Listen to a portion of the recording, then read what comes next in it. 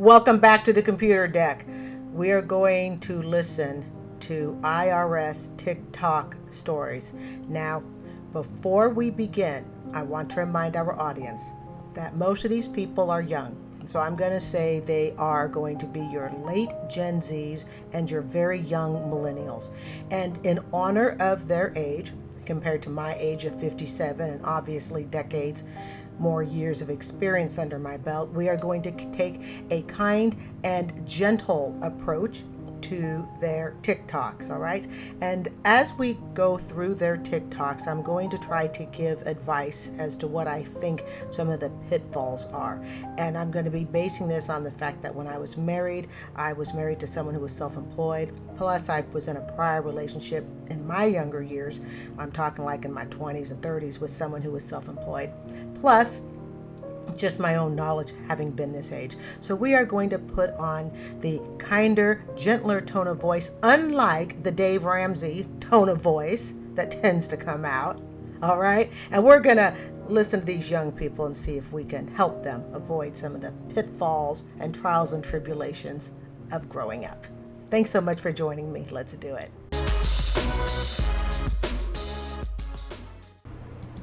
I owe the IRS thousands of dollars because of content creation. So, as a content creator, one thing people may notice once you start making money, you do not get taxes taken out. We have to do all of that ourselves. So you kind of have to become your own little, tax advisor and stuff. You have to know how much to take out and all this other stuff. In my first year being a content creator, I did assume, okay, wait, they're not taking out taxes, which I wasn't aware of until I got my first paycheck. They're not taking out taxes. So now I'm going to stop her there for just a second because I too am a YouTube content creator. Now, as far as taking out taxes, YouTube actually does tell you that you are responsible for taking out your own taxes. How do I know this? Because I'm part of the YouTube Partner Program. I've been part of the YouTube Partner Program since just really recently, since this summer 2024, June 2024 to be exact. And one of the things that you are actually required to do as a content creator is you are actually required to give them your tax information before they will cut you a check. Now then, with that said, I think what may happen, and again, we are taking into account their youthfulness, okay? They know they're supposed to fill out the tax information because YouTube will not cut you a check until you've actually filled out that tax information. But I suspect what a lot of the younger creators are doing is they're not reading the instructions. All right, now I teach middle school, and a lot of times, kids being what they are, and I know these are young adults, but they're still, their brains are still developing and all of that stuff. And it's just kind of like, give me the money, show me the money. I don't want to have to read the instructions. And I always have to remind them, read the instructions. Don't just look at a piece of paper and fill it out. I suspect what's putting a lot of young creators in the we owe the IRS debt trap is they're not actually reading as they're filling out stuff. They're just filling it out. The IRS information that YouTube requires, name, social security number, what's the name of your YouTube channel. But in all that material, because I am also a YouTube Partner Program member, all right, it actually clearly tells you that you are responsible for your own taxes. So that's something, if you're a young creator, you definitely need to know. You are responsible for paying your taxes. And why? That's because you are considered an independent contractor. You are not actually hired by YouTube. You do not work for the YouTube staff. You are an independent creator. I'm sure I have taxes that I'm going to have to pay myself. But I didn't know how much. So I'm over here treating it like a savings. Like, okay, I'm going to just save up a little bit of money every month. And on average, I probably was saving like 10% of what I was making. Because before that, I had always worked a 9 to 5. They did. Okay, so she was saving 10%. Young people, that is so far from what you need to save. Let me tell you, if all of us, ask your parents if they'd like to be in a 10% tax bracket. Ask your grandparents if they'd like it. I would absolutely love it. And here's another thing for you folks to keep in mind. Believe it or not, If you're a creator like me, you're single. In other words, you're not married, you don't have dependents, you're probably going to be in the highest tax bracket possible. We're not going to get into whether that's fair or not. Of course, I don't think it's fair. But we're not going to get into the legalese and the Constitution and all of that stuff about whether we should be paying our taxes. The bottom line is we owe them. So I always assume 30%. In fact, I would tell any of you 30% as a YouTube creator. Now, I actually take out 50%. Why? Because I don't want a single chance of owing. Now, I am aware that for some of you YouTube creators, the YouTube is your actual bread and butter. In other words, it is your main job. The absolute lowest I would be willing to go, and whereas YouTube is not my main job, being a teacher is my main job. The absolute lowest I would go and taking out taxes is 30. If you can do 35, I think that's even better. And if you want to almost guarantee yourself a little extra chump change when tax time comes around, in other words, you get a little bit of a refund, I'd even go up to 40. I would not do anything less than 35%, period. So that means when you get a check for $100, you're going to take out $35. You get to keep the rest. And she said here, she looked at the taxes as a savings account. I want you to look at it differently. In fact, it's more important than a savings account. It's paying Uncle Sam. So I want you to look at it as this is IRS. It's not look at it as, it is IRS money that you owe. It's not a savings account, because when you give it the idea of a savings account, it's like you're kind of fooling yourself and you're saying, oh, I'm going to convince myself it's a savings account. I'm going to treat it like that. And if I have another emergency other than taxes, I'm going to withdraw from that savings account. This is not a savings account you can afford to withdraw from. And you're going to see that as we listen to a few other TikTok videos on today's episode of TikTok IRS. That stuff for me. I didn't know what to do. So y'all, I messed around, saved probably like 5, sometimes percent, 10% every month. I did not know how much to save. And it's easy for us. I've gotten used to the TikTokers putting on makeup as they're doing their stuff. Hey, maybe one day I'll join you guys and I'll put on my makeup and we can all do makeup together. It's easy for us as older people, and we don't even have to be much older. You know, we could just be in our 30s. Okay? It's easy for us to look and go, how could they not know to save 30%? But I want you to take yourself back to that age. You don't know what you don't know. And you don't know what questions to ask because you don't know what you don't know. Heck, if I had known that, then I shouldn't have had 2 bankruptcies, an auto repossession, and had $110,000 student loan forgiven in 2022 because I couldn't pay the bill. So we don't know what we don't know, and it comes at all ages. So it's something to, for those of us, and I'm sure the people going, how did she not know? Well, it's easy. Got to remember, guys, they're just a few years out of high school. And of course, I have students that they have no idea what taxes are. I didn't have any idea what taxes were, even barely coming out of high school. So it's easy to see how they can get lost in the wrong information. It came tax time, and I'm like, okay, yeah, I'm gonna have enough money to that. Might be a little bit more, a little bit less, whatever. Yeah, I was thousands of dollars short, and I didn't know what to do because I didn't have the money. Because I had a savings, but like most of my savings was supposed to go towards my taxes, and then I had the money that I'm getting now, but I'm spending it on the bills that I have to pay now. I had to move, and so I'm just sitting here like, how am I going to pay these people back? This is the famous last words of just being an adult. How am I going to pay the water bill, the electric bill, the daycare bill, the car bill, the insurance bill, the rent, the mortgage, the HOA? The how am I going to pay the bill sentence, that doesn't change until you go up to the great beyond in heaven. And even then, we would just be so lucky to be told there's a toll. Okay? No expressway, all right? The toll, you got to pay it. I'm just kidding. So here's the thing. The reason this adds up so fast, she's like, I'm thousands of dollars in debt, is because you have to remember every paycheck that you are earning, you are supposed to be setting aside. I'm just going to go with 35%. I know I said 30, but really, folks, I think it should be 35. But if you want to take it down to 30, you can, and you'll most likely be safe. Take it to 35, and I can pretty much guarantee you'll be safe. So I would put aside 35%. But it adds up so fast, because when you get that check, and I'm a real math idiot, so we're just going to go with $100, because at least I can figure that part out mathematically. It's easier than dealing with, say, 1,000, okay? So I get the check for $100 and I spend it because I see it as just $100. Well, think about how much some of you creators out there earn that owe the IRS. Every $100 you're getting, you need to set aside 30, 35 bucks. So take that at the end of the month. Some of you earn a few thousand, right? So, gee, you owe the IRS 600 bucks or approximately. Now take it to the end of the year. This adds up super fast because you're not thinking about the taxes as you're making the money, and you're typically spending the money as fast as you make it.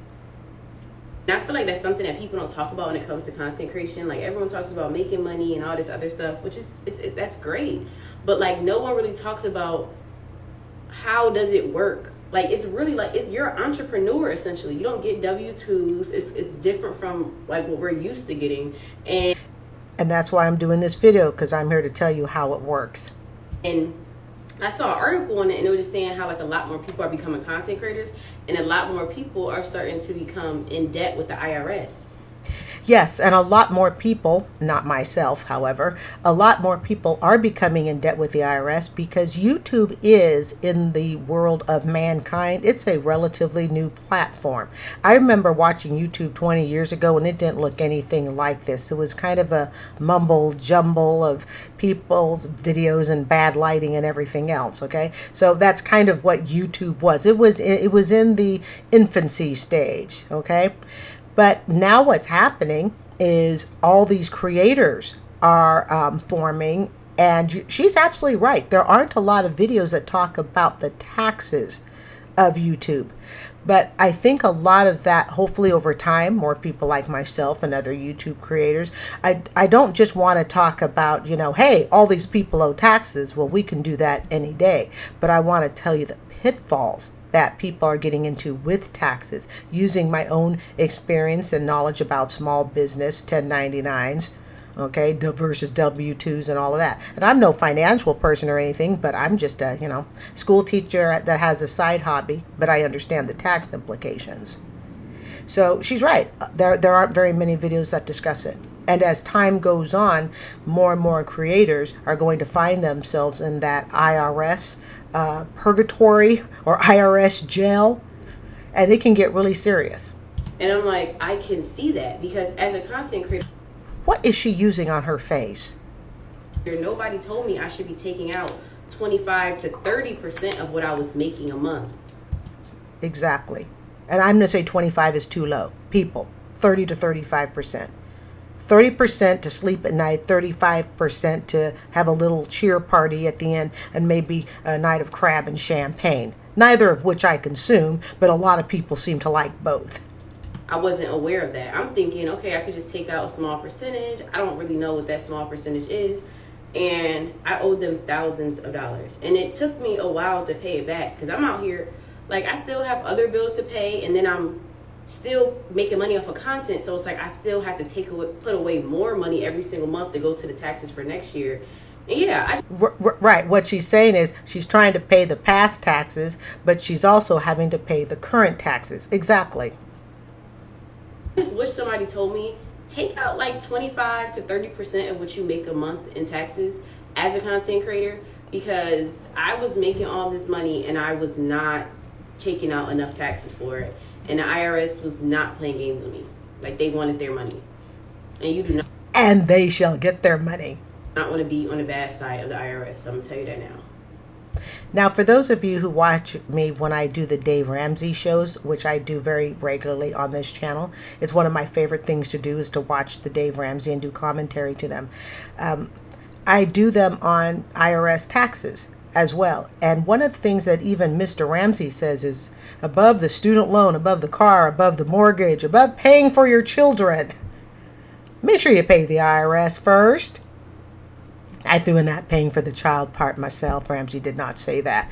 But what the deal is that the IRS, that is one organization you do not wish to owe. That will keep you awake at night more than student loan debt. On today's episode of I Owe the IRS Nearly $90,000. If you want to know more about it, go search my videos. I don't know. Essentially. All right, folks, buckle up. This $90,000 to the IRS. And for those who don't know, you cannot go bankrupt on the IRS. They are just like student loans. And the IRS can do everything that a student loan can do. Why can the IRS do everything that a student loan can do? Because they're both federal programs. Actually, I won a lawsuit. I was taxed on the full amount, but over half of that went to attorney's fees, which my error, I guess. Okay, it's not really your error, you guess. It is your error, but I think it was more of a misunderstanding. People, I don't know about you, but I think my kinder, soft, gentler tone on TikTok for the young people, family, I really have to give myself some applause for that. I really, really do.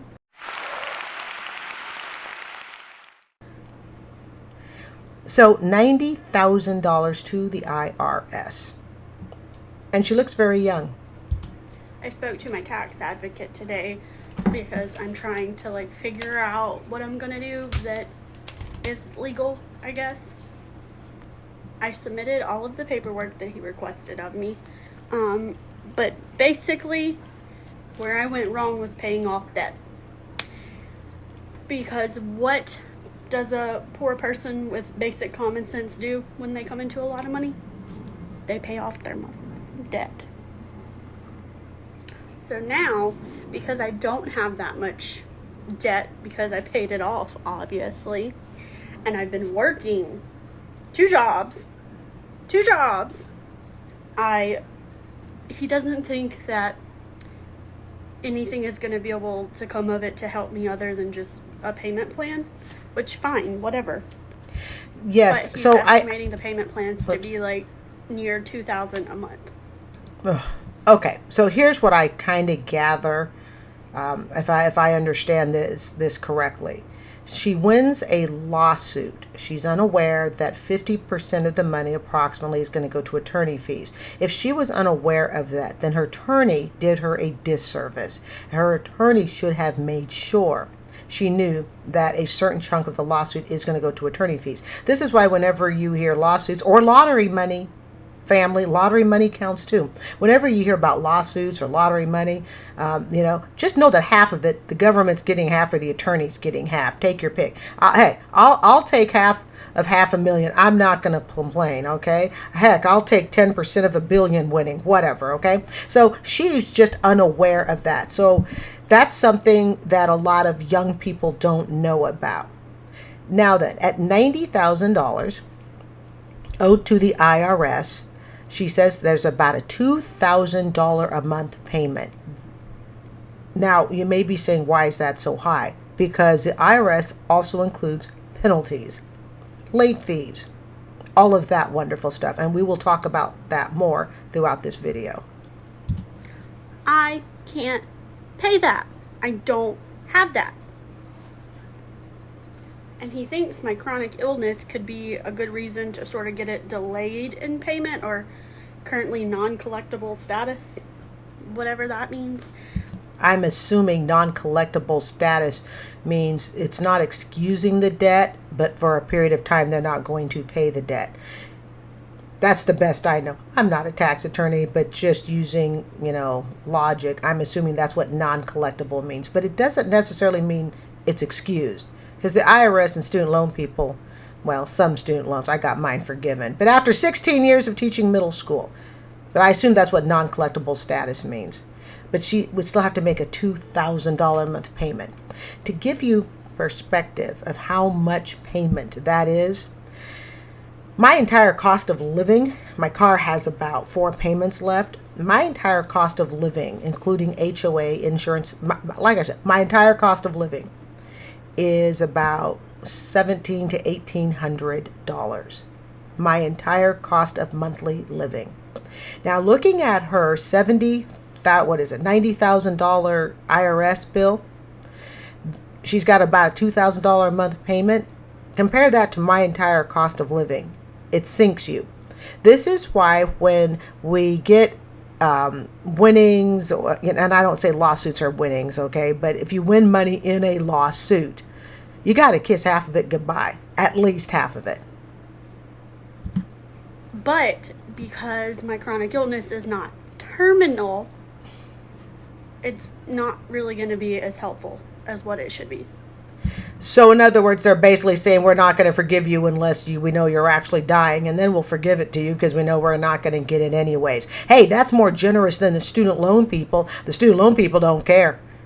The student loan, let me tell you, if you have private student loans, private especially, folks, I did a story, or I heard of a story. I don't think I actually did it, but I heard of a story of a gal had brain cancer. I know she had brain cancer. She had brain surgery, major brain surgery. It took her out of school for about a year. As she's going through brain surgery, she decides not to go back to school, and they tell her, no, you're not excused on the bill. And per the advocate, bankruptcy is not an option to discharge this debt.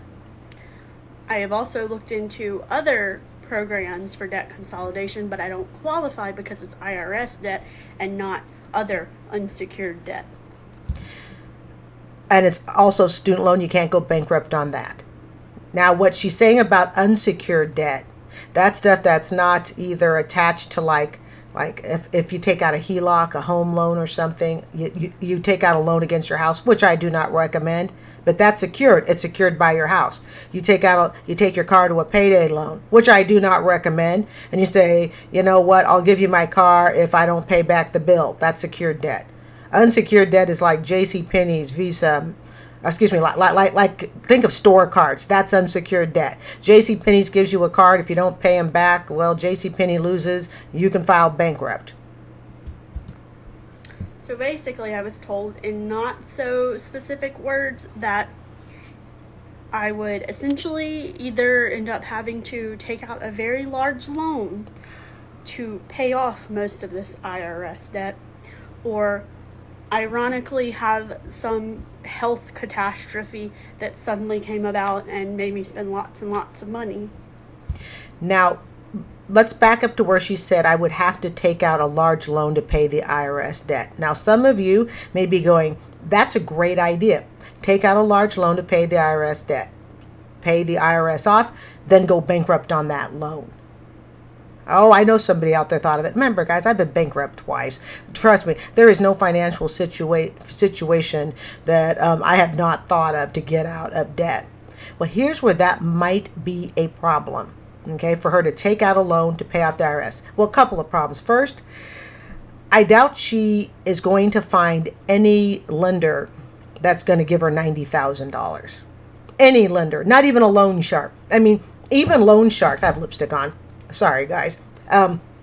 Even a loan shark probably has their limits on the amount they're willing to lend to somebody. So the attorney's right. Yeah, she could, or the IRS, whoever it is that told her that. Yeah, she could take out a loan to pay out the IRS. She would need a $90,000 loan. Basically, my condo. Oh, I'm so used to having a picture of my condo behind me, not a picture of this lovely place, okay, that I'm not really at. So I keep pointing to the back because I'm used to looking at my condo. But the real condo behind me, not this imaginary beautiful scene, but my condo, I bought it for $100,000. So basically, I would have to take out the entire value, short of the entire value of my condo, to pay off her $90,000 in IRS. Now remember, it's part $90,000 because she owes late fees and penalty. Yes. Oh, late fees and penalties. Those are two different things. Plus the actual amount owed, plus the principal. So if she were to do that and she thinks, well, I can just go bankrupt on the company that lends me the money. Let's just pretend she could take out $90,000 loan from someplace. She's not going to get it. And I can pretty much bet you a paycheck on that. But let's imagine she could.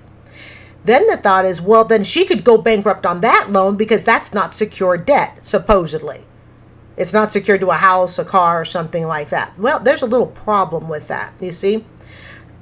Before you can go bankrupt, your creditors, the people you owe, to prove they don't have money. Whoops, hold on just a second. The creditors, the people you owe, have a right to face the court and say why they think you should not be granted a bankruptcy on either part or all of the money. And one of the things they can do is they could say this debt was used to pay off an IRS bill. So all she did was she took the IRS bill, paid them, she transferred it to us, and now she wants to go bankrupt on us. A judge can, and I would expect would, deny a bankruptcy. The same routine, just getting off track here for just a second, the same routine applies with student loans. There are students who have tried to go to school or spend part of school on credit cards, thinking if they use the credit card to go to school, or they pay off the student loan bill with credit cards, that they can then just go bankrupt on the credit cards. Again, the creditors will find out, and you're not going to be able to hide it from them. How did this debt occur? What did you use? Especially when it's sudden and a huge debt all of a sudden. I take out 4 credit cards, $20,000 respectively on each one. They're going to be like, what did you just all of a sudden need, $90,000 for, $20,000 on each card? Oh, well, I'd use it to pay the IRS. It's going to show where that money went. A court can deny it. So you have to be very careful, because when it comes to going bankrupt on things, you have to be able to show that the bankruptcy was unplanned. It was truly, truly genuine. Now, there are people able to get away with it, sure, but that's not going to be you, and it's not going to be me, because we're not that lucky. Okay? So, she could try, like her attorney or her advisor said, to try and get a loan. Well, she's never going to get a loan. And even if she did, and she was still unable to pay that loan, which is likely, which is why she wouldn't be able to get a loan, chances are she could not go belly up on it. And then I forgot what the second part was. We'll move on. Bro, you are literally the IRS. You asked for all of my information. Go look in the bank accounts. Go see. I ain't got the money. They know you don't have the money. This is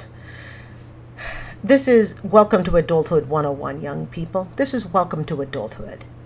They know you don't have the money. And speaking of money, you need to also remember that the IRS, anything federal, IRS, federal student loan, if it has the word federal government in the front of it, okay, they can garnish your bank accounts without your knowledge. They don't need to ask you in advance. So she may not have the money today, but they can attach an order to her bank account. They can go to the bank and say, you are instructed by the federal government or the student loan people on behalf of the federal government. Okay, so this would be for federal loans. You are instructed by the IRS and the federal student loan to immediately withdraw a certain percentage of any money that comes into this account. Yes, they can do that. 50%. I've heard as high as 50%. They could probably make it higher. I'm not an advisor, so I don't know that stuff. But they can withdraw that. And should you have anyone attached to that account, you share that account with someone, guess what? Their money's up for grabs also.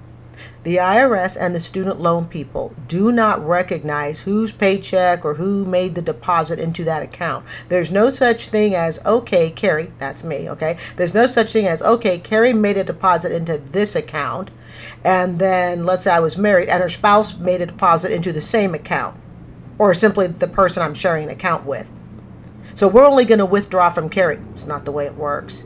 The IRS simply looks at it, and federal student loan people simply look at it as, this is the account with Carrie's name on it. Any and all monies that come into this account is to be garnished. That's to have wages pulled out. So if you are in this type of predicament, or you know someone who is, do not share accounts with each other. And because I own my car and supposedly my very nice, very well taken care of 2020 vehicle is paid off, they say it's useless. The IRS doesn't want that. That's not good enough for them. No, they don't want your old beat up car. I'm not being mean. They don't want my Toyota Corolla. And it's a 2024. They don't want it. The IRS wants the cash. Okay, whatever. Everyone keeps reassuring me, don't worry, you're not going to go to jail. It's fine. Because, spoiler alert, if you go to jail, the debt's still going to be there when you get out. You can go to jail. Okay, people do go to jail. Look up celebrities who have gone to jail for tax evasion. But you have to remember that's tax evasion. That's people who are intentionally trying to hide their taxes. Tax evasion is different than I owe a lot of money to the Fed. I owe a lot of money to the IRS. I can't pay them. I'm in touch with them. I'm making phone calls to them. They know where I live. I'm paying them $50 a month, even though I'm supposed to pay them $500. That's not tax evasion. That's just being a broke American like the rest of us. But there is a difference, and usually, okay, again, I'm no tax expert, but usually the people who go to jail, it's for tax evasion, hiding money on the beaches of Waikiki, and you know what I mean? That's what it's about. Or where is it? Where is it that they hide money? All right, they got some overseas Swiss bank account. That's tax evasion. But best case scenario, they put a tax lien on my home and I end up homeless. That's her home. She owns that. Well, she owns a home at this age. Congratulations. However, it may be too much home. In what world does that make sense? A tax lien on the home. So that means if she goes to, or when she goes to sell the home, the lien must be paid.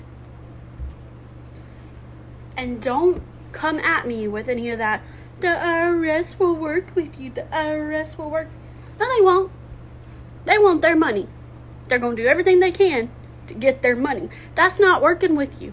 That's making the already poor, struggling people struggle more and end up in a never-ending cycle that they can't get out of. The IRS doesn't really work with you. Neither do auto repo people. They give you options, and it's more like pick one. But to the young lady in this TikTok, welcome to adulthood.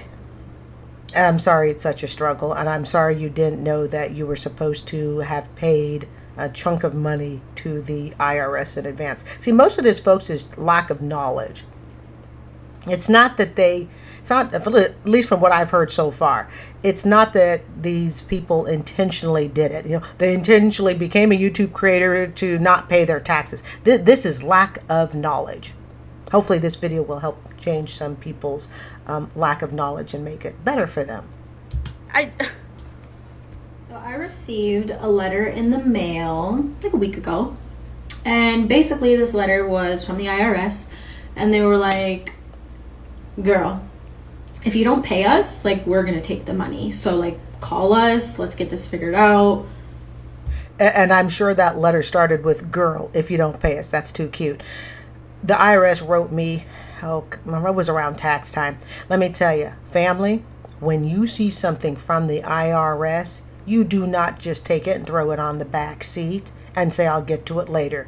It's the first thing you do. I see something from the IRS, it is opened before I have stepped away from my mailbox. You know, you're standing there and you're thumbing through all your mail, you know, and you're going, advertisement, IRS. The world stops, okay? It stops spinning on its axis. At least that's what I was taught. And you immediately open it. Let us know. Now, I owe money from 2021, 2022, and 2023. Okay. 3 years, family. 3 years she owes taxes. I owe them $12,220. Well, first of all, it happened because I don't really want to pay them. I'm not putting aside 30% of the money that I'm working hard for. Now, again, we're putting on the gentle ears, family. The gentle ears, all right? The gentle ears of youth. I know she doesn't want to put away 30%. I know she's working hard for it. But as I think she will find, as everyone else finds, you're going to do it, or they will make your life a living hell. And there are a lot of repercussions about not paying your taxes, but we will talk about that as the video goes on. But God bless her. She speaks for many of us when she says, I'm not putting away 30% for taxes. I know. None of us want to do it, but we're going to be doing it. Like, I'm not thinking about the government in the back of my head. Although I should be, because it's put me in this situation where I owe them $12,000 and they're calling me like, pay us our money. But like, yeah, the last thing I want to do is like pay the government, especially when I know what they're doing with my tax-paying dollars. And it only gets worse, sweetheart, the older you get and the more aware of the world. I mean, right now, you know, she's got a real narrow view on just where these dollars are going. Wait till she gets older and she starts finding out where all these tax dollar goes, and you're like, really? This is what I'm paying for? I thought I was paying for schools and child care, early care programs. I thought I was paying for veterans' disabilities. Okay, this is what we think it's supposed to be going for. I'm not going to get political on it, but you know, she's young. And she's just starting to figure out that this is where our money goes. Yes. So anyways, Not to the things that I just mentioned, but other things that I don't really wish to bring up on this channel. I used to be a part of a company that would pay me direct deposit, and all of my money was not taxed. And this was back in 2020, 2021. And I was making a lot of money, okay? And back in 2021... I was really just a girl. Like now I'm just a girl, but like back then I was like, what, 23 years old? In the olden days, you'd be married with probably 3-4 kids at 23. So I guess our version of I'm just a girl, isn't there a song that says something like I'm just a girl? All right. So it's amazing how times have changed with I'm just a girl. So like I said, the last thing on my mind is like, let's put aside 30% of this income that you're making and give it to the government. Did my taxes, wrote off all my tax write-offs, and I owed like $12,000 back then too, okay? And this was like the first time I had ever like owed money. I was like, oh my gosh, this... It's probably the first time you've ever owed money because it's the first time you've perhaps ever made money. This is a lot, so I just kind of like put it off. Then I finally... Don't ever put it off. Remember what I told you earlier, family. When it deals with the IRS, the world stops. Cancel the date. Cancel the trip, all right? Everything stops. I came to the point where I was like, we need to figure this out. So I did a like installment agreement where I would pay like the $12,000 off monthly. And then because you're setting up an agreement, they tax you for that. There's a bunch of interest, there's a bunch of penalties. So I agreed to that. Then the next year, they don't give you a choice. You have to agree to it. There is no choice.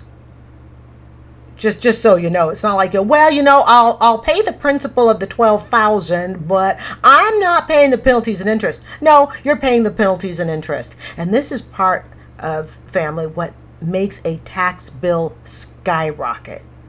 That is bad. I told you, it's worse than the student loan. You can't go bankrupt on either one of them, and they become runaway trains, easy peasy.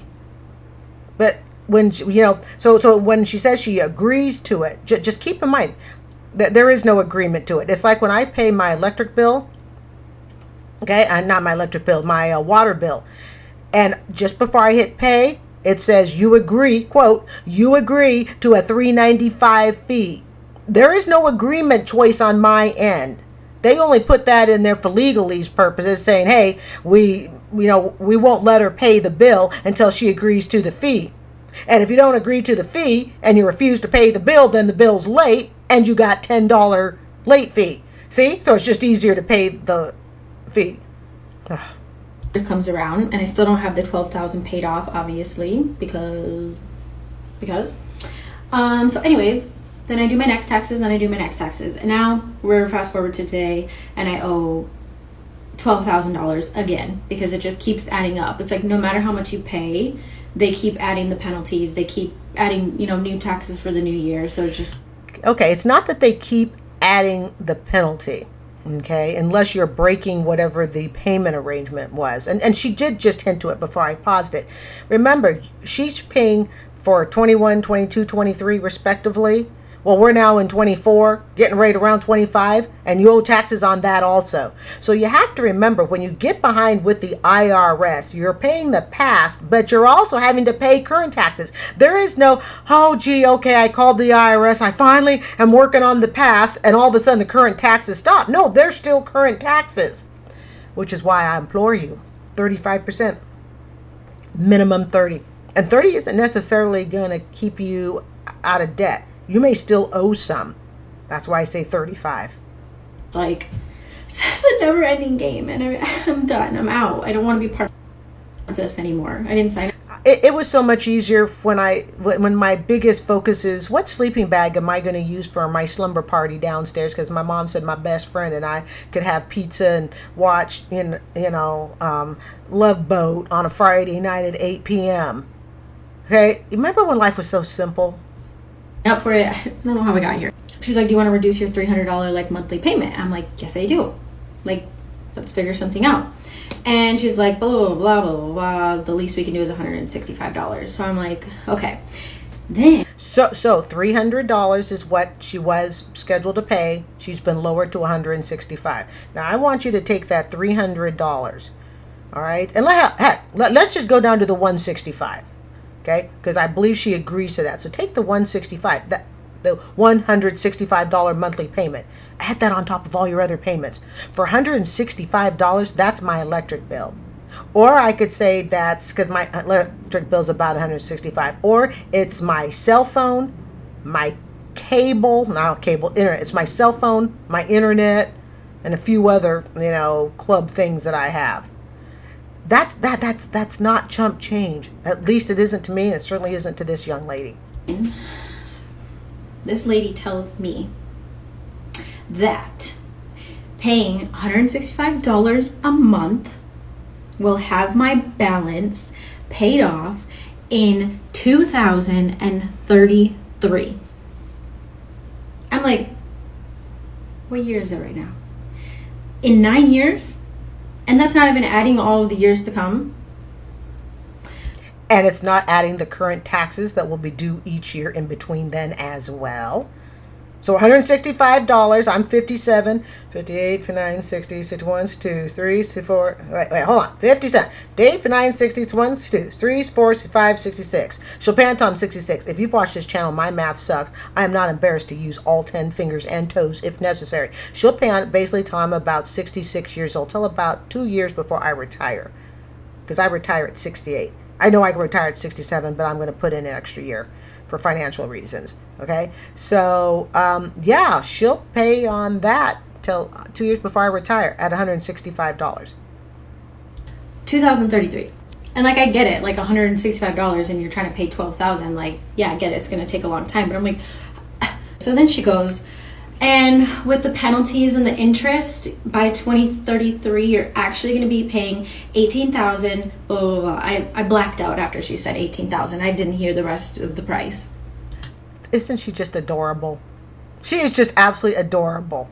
The way she tells the story. I mean, between the blah, blah, blahs and the sweetie, you're kicking it. You're going to be fine. You can do this.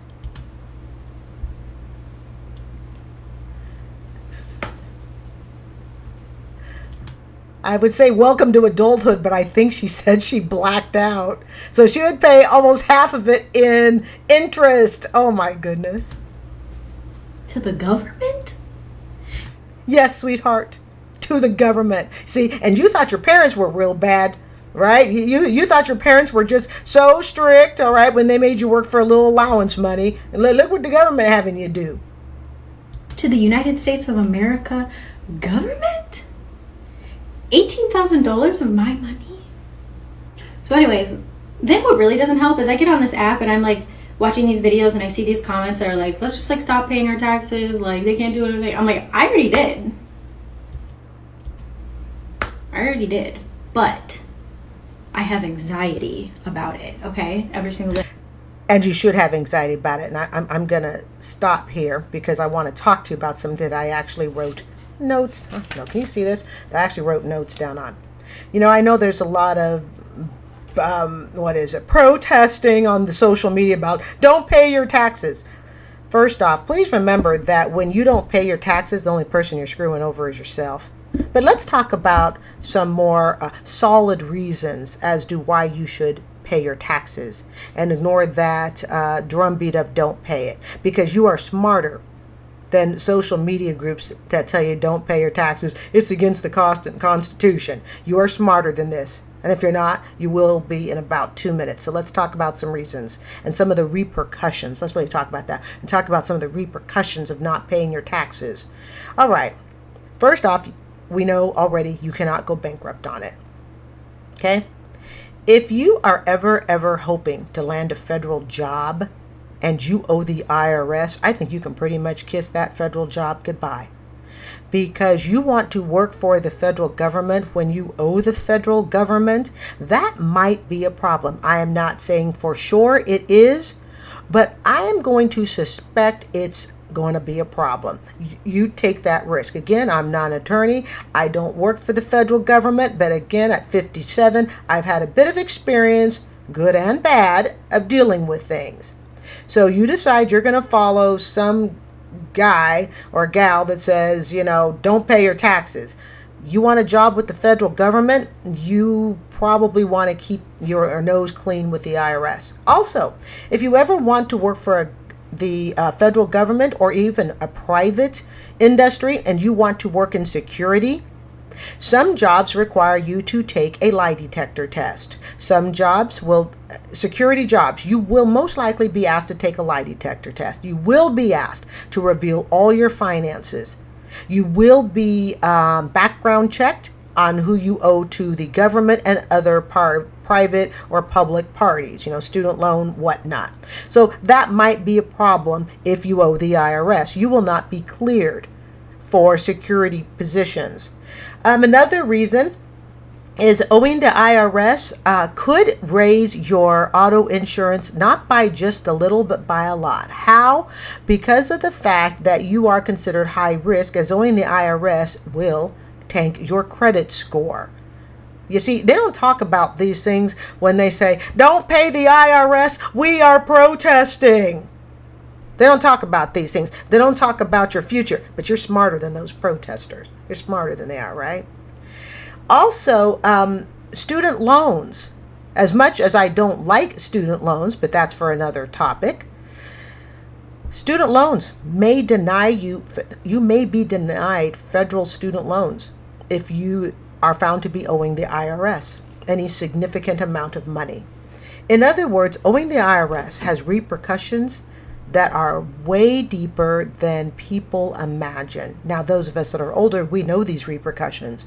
And that's why we don't do things like, oh, gee, you know what? I'm not paying the IRS the 30% because I don't like what they do with our money. We know that.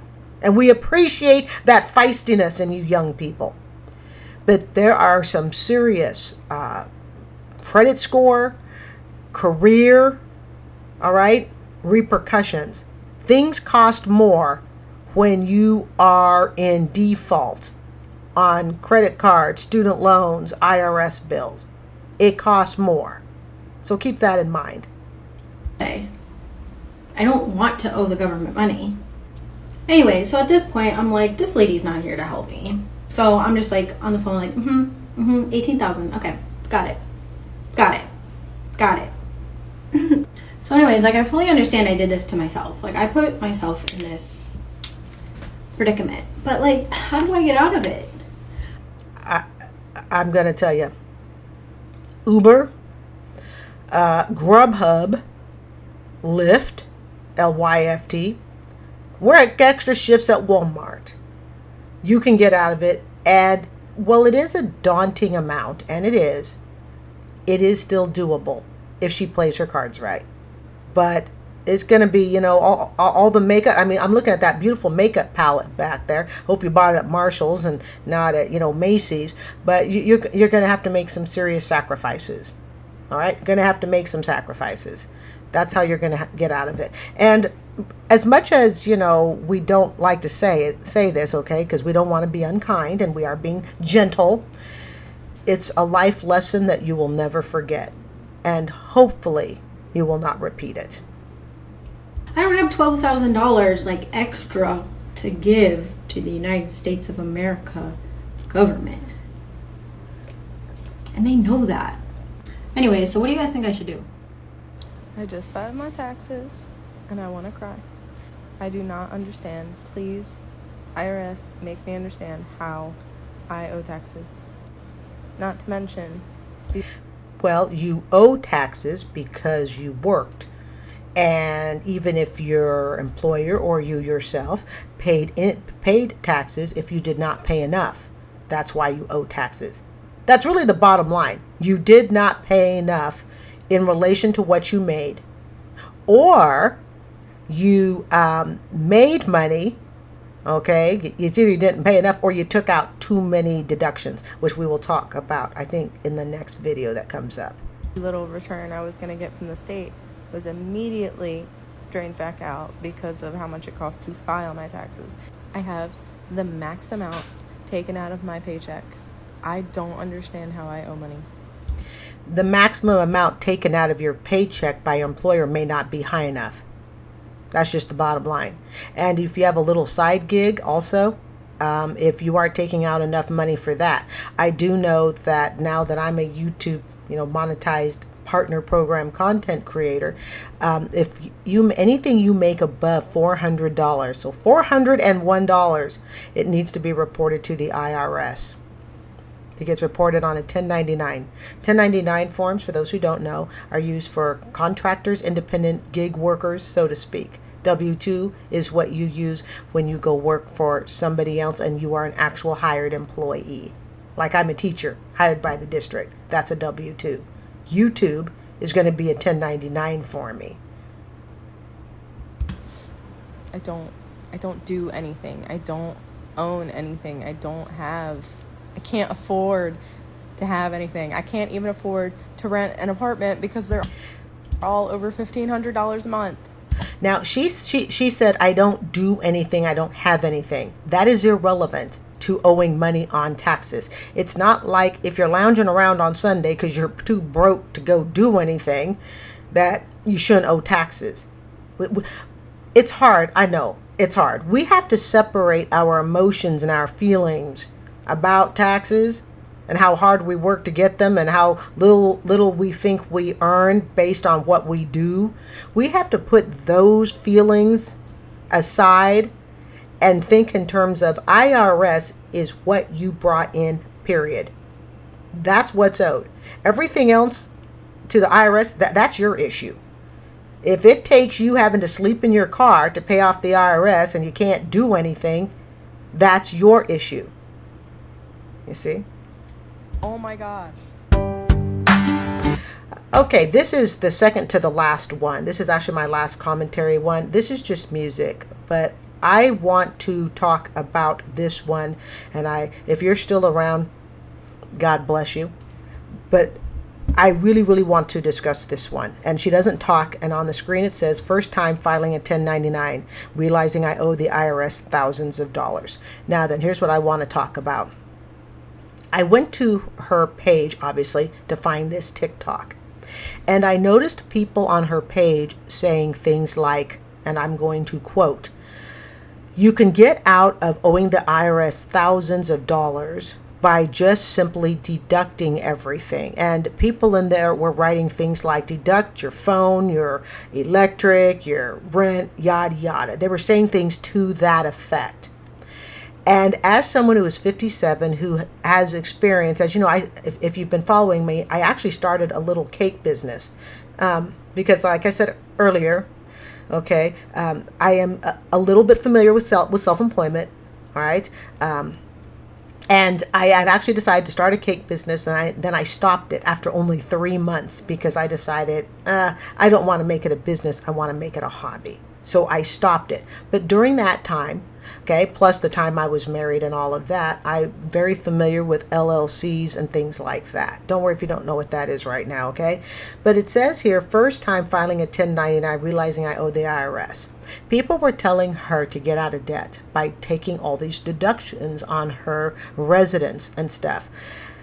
Young people and even older people that, aren't experienced, that with 1099s and filing an LLC with the Secretary of State and all of that stuff, do not take advice on TikTok. In fact, don't even take it from me. Take me with a grain of salt, okay? And then go check with an actual tax attorney. But here is something that just made me cringe that a couple people had written on her TikTok page. Do not think you can get out of IRS debt by just blindly writing off everything in your house. I'm a YouTube creator, or whatever it is she does, filing a 1099. I don't think she said what she did, but obviously she's an independent gig worker or something like that. Do not think you can get out of debt just blindly writing off your car, the gas, if you're, a Lyft or Uber type driver. This gets so technical that even with my 57 years, and I understand to some extent the labyrinth of, filing a W-2 at going to Schedule C, and doing the gig stuff on that. Even with my understanding that, there is no way I would file my own taxes. Absolutely no way. And here's why.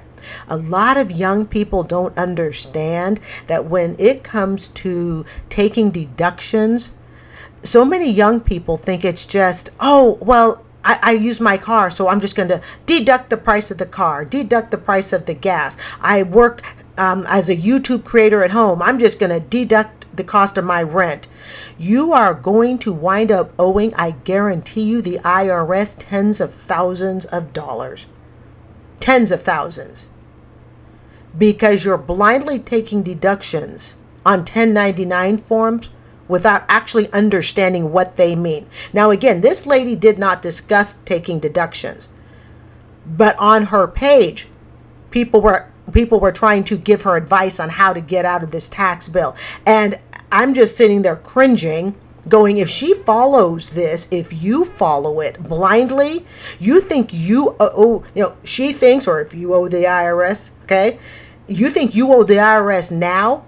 Start taking a bunch of deductions and really not understanding which deductions you can take, how much of it you can take. I'll give you a really simple example because I don't want to turn this into a tax topic, but I do want to scare you just enough if you think you're going to follow TikTok advice to, you know what, I'm a YouTube creator, I'm just going to take off, my entire rent. Understand that, let's just say you're a YouTube creator and you set up your YouTube in your bedroom, and a lot of YouTube creators do, and so you share the bedroom, and in the corner of the bedroom or at the end of the bed or whatever is your YouTube deck, and that's where you do all your streaming and your editing, and you're living Villa Loco, whatever, okay? You're living the good life. And so you decide you're going to take off the entire rent every month because you use your house or rental place for YouTube. That is incorrect. That's incorrect. You will owe the IRS. Or you decide, okay, you understand enough that you can't take off the entire mortgage, or you can't take off the entire rent because you understand that you use part of the place to live in, but you have your YouTube deck set up in your bedroom. So you take off the square footage of your bedroom. Let's say it's 200 square feet. You can't do that either. We're going to owe the IRS. What? I'm going to owe the IRS when they choose to do an audit? And yes, I can pretty much tell you, if you're a YouTube creator, if you are self-employed, 1099, I don't know so much if you're a YouTube creator, but you are 1099 self-employed, and you make more than just a few bucks on YouTube, you're probably going to get edited at some point. That's my cell phone. You're probably going to get, not edited, you're going to get audited at some point. And they're going to realize, oh my goodness, the last 5 years, you've deducted the entire square footage of your bedroom. Well, the problem is that, you see, that YouTube deck that you have at the foot of your bed, you're sharing that space with where you sleep. All you're allowed to deduct is the actual square footage of your YouTube deck. You go, what? Yeah, 10 by 10. That's where your YouTube deck is. That's what you get to block off. The rest of it's your bedroom, and that's not tax deductible. That's just one example. I could give you 100, but I don't want to do all that. But this is why I tell you, do not follow TikTok or even YouTube for your tax advice. Go to a real paid tax accountant. Now, you may find that real tax accountant on YouTube. That's not unusual. But I just cringed because, like I said, it says here on this screen, first time filing a 1099. Realizes she owes the IRS thousands because she didn't put away 30%. So now she's going to owe late fees and all of that wonderful stuff. Late fees and penalties, interest. It's going to be a heck of a bill to get out of. I feel really badly for her. I will feel worse if she follows the TikTok advice that people are putting on her page. Don't do it.